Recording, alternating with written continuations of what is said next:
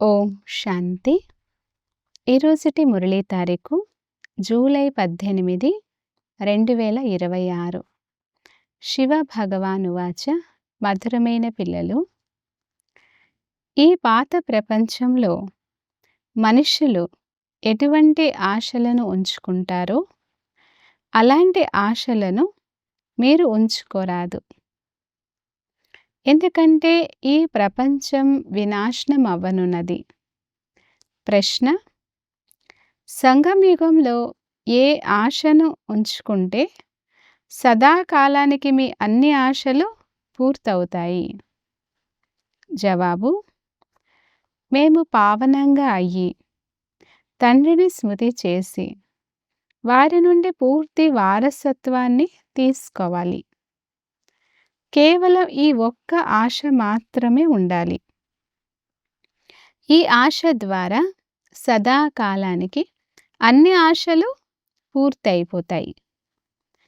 ఆయుష్వాన్ భవ, పుత్రవాన్ భవ, ధనవాన్ భవ, ఇలా ఈ అన్ని వరదానాలు లభిస్తాయి. సతయుగంలో ఆశలన్నీ పూర్తయిపోతాయి. పాట: మీరే తల్లి, మీరే తండ్రి. మంచిది. మధురాతి మధురమైన అపురూపమైన పిల్లలకు మాత్పిత బాప్దాదాల ప్రియస్మృతులు మరియు గుడ్ మార్నింగ్. ఆత్మిక పిల్లలకు ఆత్మిక తండ్రి నమస్తే.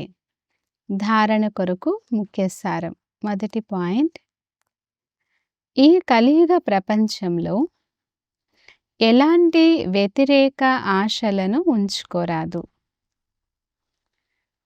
సంపూర్ణ సతోప్రధానంగా అయ్యేందుకు ఈశ్వరీయ మతమును అనుసరించాలి.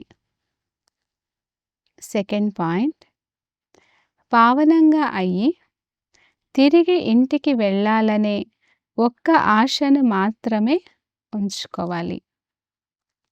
అంతమతి సోగతి అవుతుంది అనగా చివరి సమయంలో ఏ స్మృతి ఉంటుందో అటువంటి జన్మ లభిస్తుంది.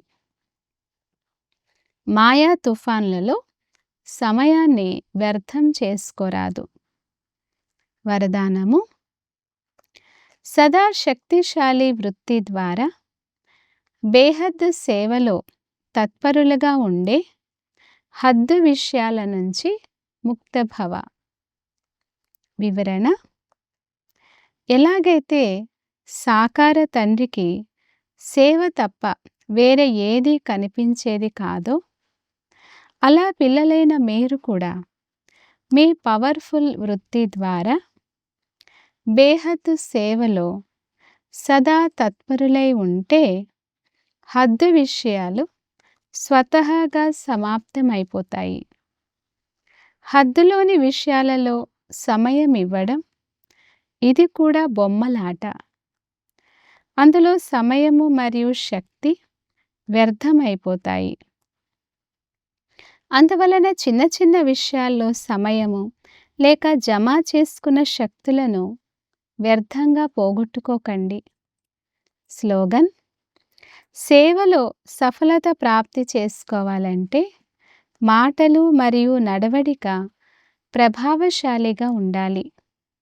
అవ్యక్త సూచన: జ్వాలా స్వరూప స్థితిలో ఉండి శక్తిశాలి స్మృతిని అనుభవం చేయండి.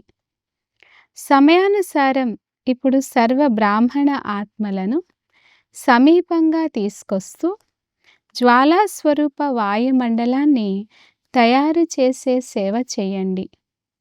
అందుకు భట్టీలైనా చేయండి లేక పరస్పరం సంఘటితమై ఆత్మిక సంభాషణ చేయండి.